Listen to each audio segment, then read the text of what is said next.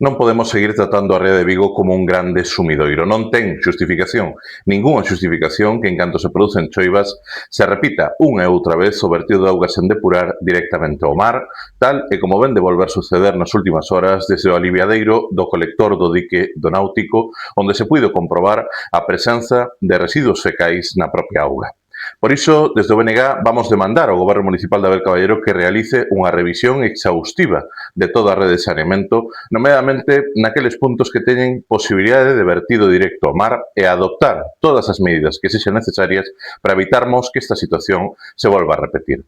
Porque non podemos aceptar que haxa ámbitos, como é o caso do Náutico, no que se teña constancia de vertidos de augas residuais sen tratar desde hai máis de 20 anos. E resulta especialmente intolerável tendo en conta que as viguesas e os vigueses pagamos no recibo da auga un dos saneamentos máis caros de toda Galiza.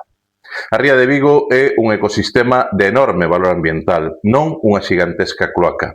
Dificilmente poderemos evitar a presenza de elevados niveis de E. coli no noso litoral que provocan que se teñen que clausurar praias se o Concello non actúa con decisión e con firmeza para garantir algo tan básico como que non se vertan augas sen tratar ao mar.